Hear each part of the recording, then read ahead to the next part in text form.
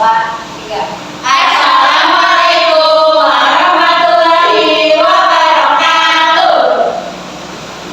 Perkenalkan, kami dari kelompok 4 yang akan mempresentasikan tentang pencemaran udara. Pertama-tama, perkenalkan, nama saya Arul Ramadhani absen 2. Perkenalkan, nama saya Devina Fatia Ramadhani absen 6. Perkenalkan, nama saya Vanessa Oyer absen 29. Perkenalkan, nama saya Lydia Sasya absen 31. Perkenalkan, nama saya Lydia Safira absen 11 dan Sabrina Nurhami absen 24.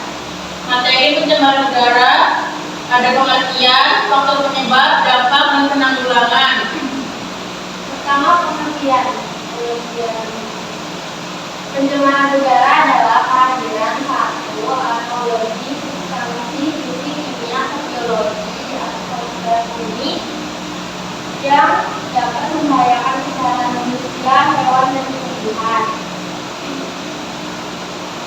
dan juga dapat mengganggu kesulitan dan kenyamanan atau merusak lingkungan di sekitarnya. Yang kedua, ada faktor penyebab. Faktor penyebab pencemaran udara terbagi menjadi 2. Yang pertama, faktor manusia. 1. Berbagai aktivitas pertambangan dan juga penggalian yang dilakukan oleh menghasilkan debu serta emisi yang menimbulkan polusi udara. Yang kedua, asap transportasi sebagai salah satu penyebab terbesar dari polusi udara. Yang ketiga, proses pembangunan ataupun infrastruktur di mana dapat menghasilkan asap debu di suatu kawasan.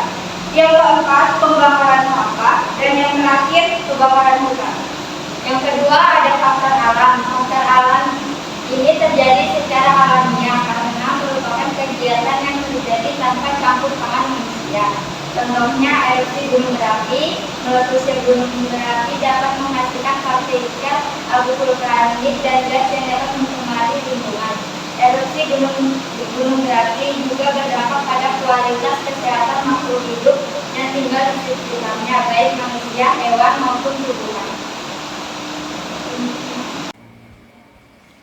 Yang keempat, ada penanggulangan pencemaran udara.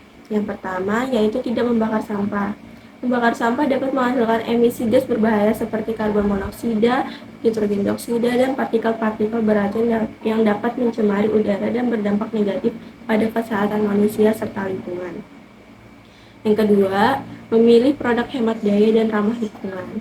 Langkah yang dapat diambil untuk memilih produk yang hemat daya dan ramah lingkungan, yang pertama, yaitu lihat label energi. Saat membeli produk seperti peralatan elektronik, periksa label energi yang menunjukkan konsumsi energi produk tersebut. Produk yang lebih hemat energi akan menghasilkan emisi gas rumah kaca yang lebih rendah. Yang kedua, pilih produk yang tahan lama. Pilih produk yang tahan lama dan dapat digunakan dalam jangka waktu yang lama, mengurangi jumlah produk yang harus dibeli dan diproduksi. Yang ketiga, hindari produk sekali pakai. Produk sekali pakai seperti kantong plastik, botol air mineral, dan piring kertas sangat berbahaya bagi lingkungan karena mereka akan akhirnya menjadi sampah yang sulit diurai. Yang keempat, yaitu pilih bahan yang ramah lingkungan.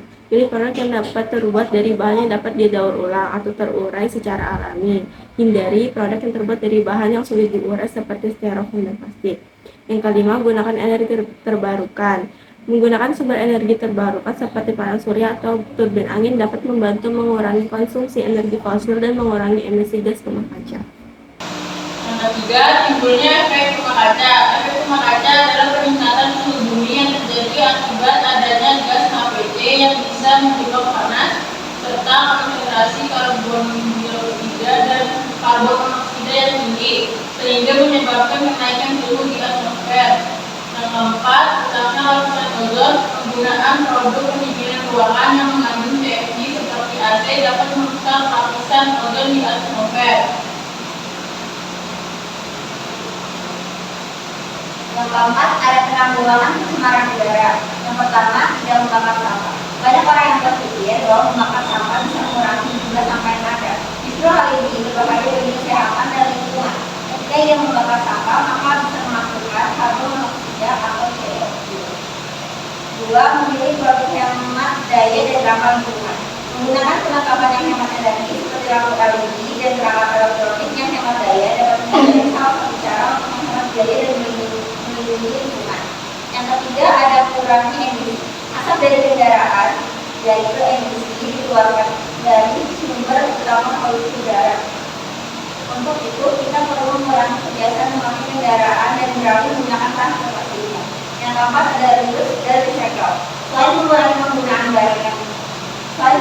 barang kimia yang berlebih, kita pun perlu melakukan konsep reuse dan recycle. Jadi, mulailah pisahkan sampah yang bisa didaur ulang dan tidak, tapi dapat menurunkan emisi polusi udara, tanah, dan air. Yang di atas merupakan pengertian dari efek rumah kaca.